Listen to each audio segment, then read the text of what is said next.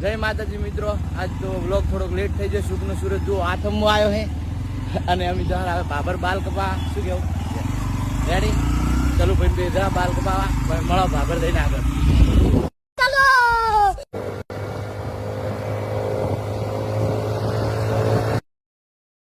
લેકિન એક સેકન્ડ તો કર્યું મિત્રો, અમે ભાભર જતા હતા અને વર્ષમાં એક નાટક જોવું એવું થઈ ગયું છે. એનો તમને બતાવી લાખો જો પેટ્રોલ થઈ ગયું હતું.